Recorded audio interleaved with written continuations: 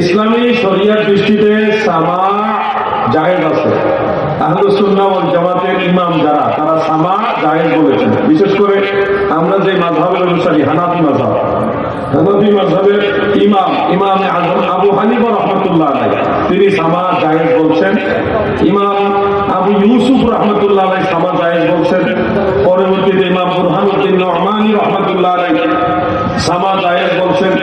ইমাম ফখরুদ্দিন জাইলানী রাহমাতুল্লাহ আলাইহি সামা জায়েজ, জলালউদ্দিন শামী রাহমাতুল্লাহ আলাইহি সামা জায়েজ বলছেন।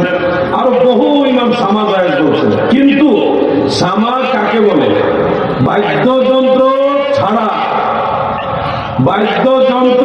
ছাড়া উত্তম সুরে আল্লাহ এবং আল্লাহ রাসূলের স্তুতি যেগুলি পাঠ করা হয়, ওটাকে বলা হয় সামা। যদি বাদ্যযন্ত্র সংযোগ করেন, বিভিন্ন রকম বাদ্যযন্ত্র সংযোগ করেন, তখন এটা সামা থাকে না, এটা গেনা হয়ে যায়। কি হয়ে যায়?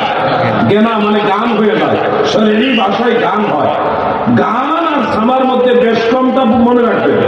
সামা হলো যেটা বাদ্যযন্ত্র ছাড়া বলা হয়, কিন্তু সবাই মিলে একসাথে বলে অথবা একজন বলে সবাই শুনে, তরিকতের মজলিসে, এটাকে বলা হয় সামা।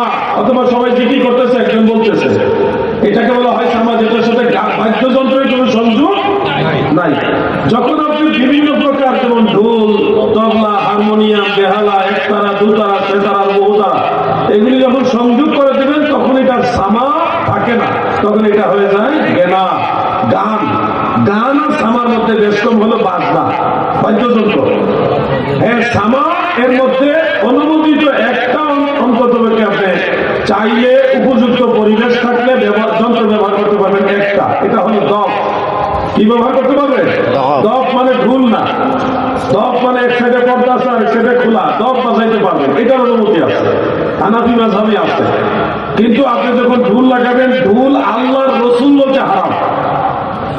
রাহমাতুল লিল আলামিন যদি বলে এটা হারাম, এটাকে হালাল বানানোর ক্ষমতা কারো আছে? বাঁশি বাজাবেন হারাম, রাসূল আকরাম সাল্লাল্লাহু আলাইহি ওয়াসাল্লাম, সাহাবায়ে কেরাম বলছে বাঁশি হারাম। বাঁশি দুই রকম আছে, একটা নল খাগড়ার বাঁশি আর একটা রাখালের বাঁশি। ইরাকি নল খাগড়ার বাঁশি হারাম, আর রাখালের বাঁশি মাত্র তাহরিমা, দুইটাই না যায়। এরপরে ধরেন বিভিন্ন যন্ত্রের নাম আছে। এখন হাদিসের মধ্যেই এই যন্ত্রগুলির নাম আছে। এমন না যে আগে যন্ত্র ছিল না, আগেও বহু যন্ত্র আসছিল। এখন এগুলি ডিজিটাল হয়েছে, আর কি, মেশিন সিস্টেম হয়েছে। আগে অন্যরকম সিস্টেম ছিল। প্রত্যেকটা যন্ত্রের নাম উল্লেখ করে হাদিসে নিষেধ করা হয়েছে। নবীজি বলছে, জমিনে যখন বাদ্যযন্ত্র সহকারে গান